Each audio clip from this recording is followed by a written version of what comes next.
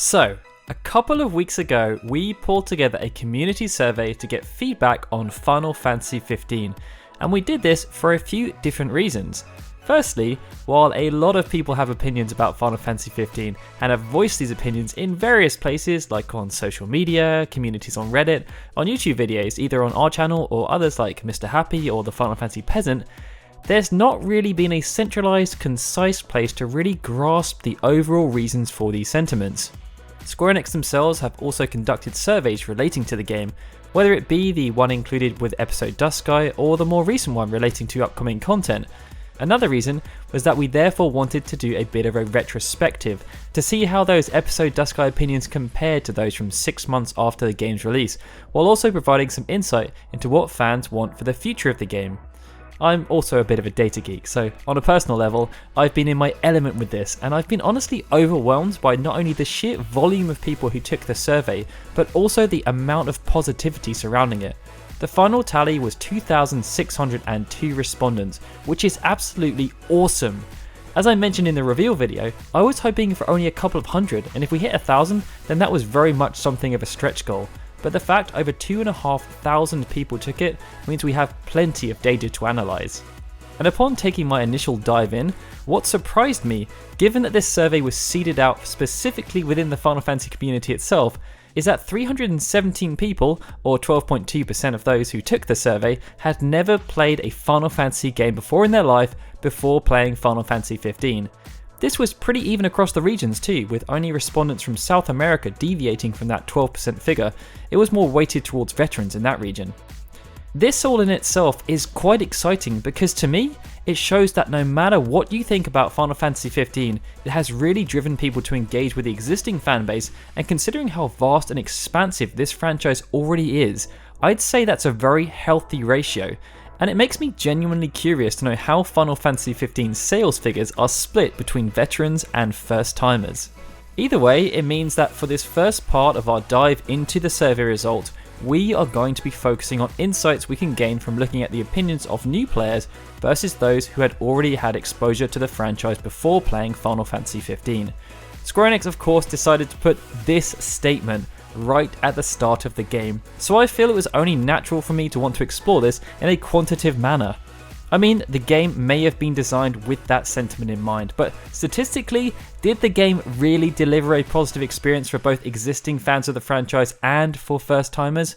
Well, we're about to find out, although I did already kind of give that away with the title of the video, didn't I? Anyway, so let's move on to the actual data. Before looking at the literal scores of Final Fantasy XV, the first thing we're going to look at is what interested people in purchasing Final Fantasy XV in the first place. The options available here exactly mirror those offered in the original episode Dusky survey, and as in the original survey too, I made this a multiple choice question. From the perspective of series veterans, the data pretty much met my expectations. People were naturally interested because it was the new numbered Final Fantasy game and because they like Final Fantasy games in general. However, the one that surprised me the most was that 76% of Final Fantasy veterans said actually they were most excited for Final Fantasy XV because they like RPGs in general. I say it surprised me because although it's kind of a given, I expected the other two options I previously mentioned to have a much higher proportion, because really, I don't think it's all that positive that only 58% of veterans were excited for Final Fantasy XV because they like Final Fantasy games in general. Rounding out the top 5 reasons for interest, 55% of the respondents said that they were equally interested in experiencing the story and what they'd seen of the characters so far. So how does that compare to newcomers to the franchise? Well, apparently the number one thing that interested them in Final Fantasy XV was the characters, Noctis, Gladiolus, Ignis, and Prompto. 68% of franchise first-timers said that this interested them more than any other aspect of the game, beating out a general like for RPGs and a general like for games that feature action-style battle systems.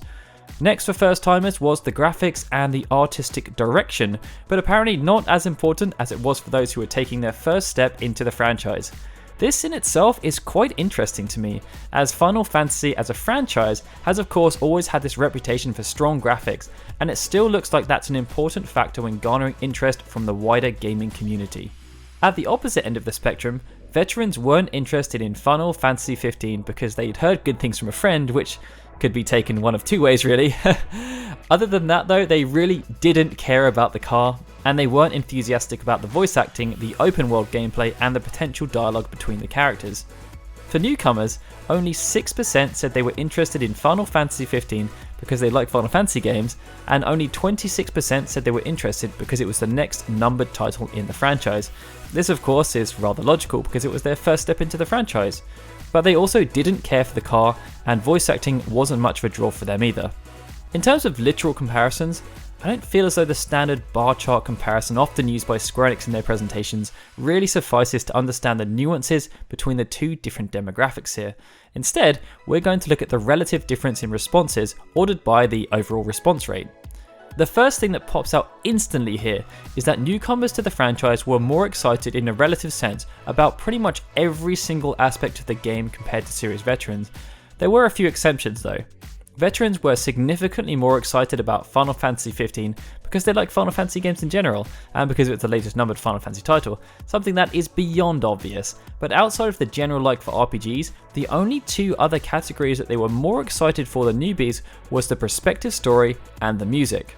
I think this speaks volumes for the expectation around the series from the perspective of veterans, as it reiterates that these are the two aspects above all others that resonate most with this target audience.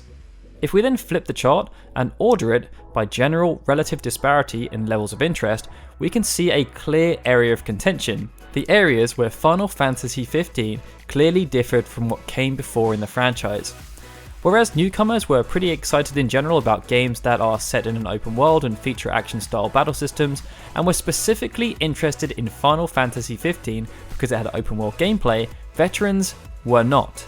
In fact, whereas around 50% of new players responded by saying this was a particular area of interest for them, only around a third of veterans responded in the same way.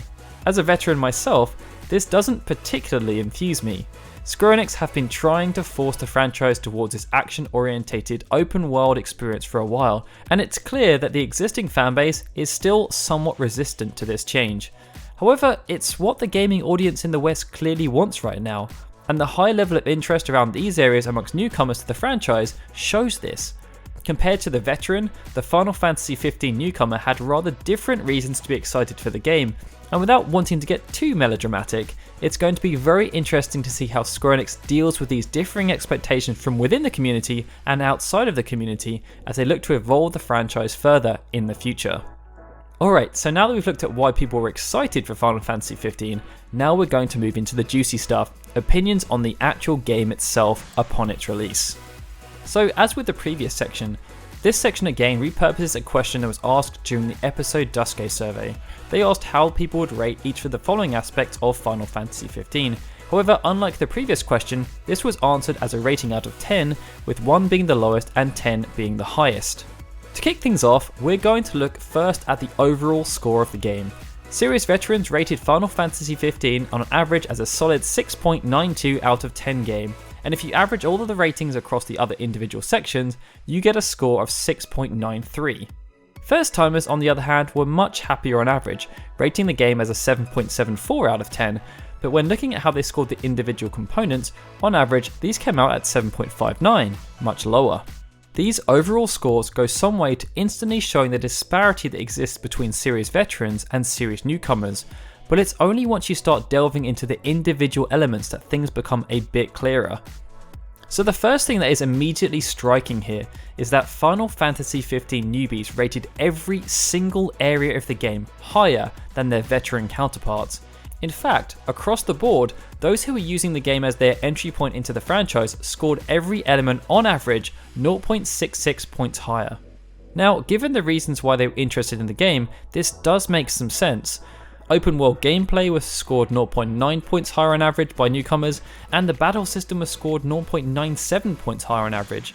Newcomers were also more forgiving when it came to the game's controls and the game's difficulty, scoring these aspects at 0.94 and 0.82 points higher respectively. They clearly felt that these areas of the game delivered for them, while veterans weren't quite sold on them. Anyway, let's take a step back and look at where there was almost unanimous praise for Final Fantasy 15, the music, the graphical quality, and the voice acting. These categories were some of the highest rated amongst both sets of fans, and they received similar scores from both groups too.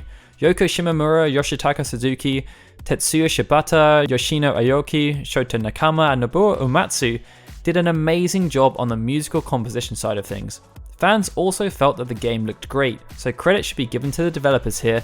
Likewise, they felt that voice actors such as Ray Chase, Robbie Daymond, Adam Crosdale, and Darren DePaul turned out fine performances. Both sets of fans were also pretty consistent with their views of the 4 protagonists. Well, kind of. In a rather interesting U-turn, it looks like the pro-Ignis group are now on top, as opposed to dead last following that Twitter poll that Square Enix conducted on the official Final Fantasy XV account shortly after the game's release. Clearly he's been helped by the sheer number of new recipes he's been coming up with, but I think people also just realised that he's actually an awesome character. As a subtle plug here, you should definitely go and check out my video on why I think he's the best character in Final Fantasy XV. Anyway, for this survey, Prompto came in second, with Noctis third, and Gladiolus quite considerably last. What's interesting here though, is that while veterans scored each character lower, the deviation between the groups remained consistent, apart from when it came to Prompto.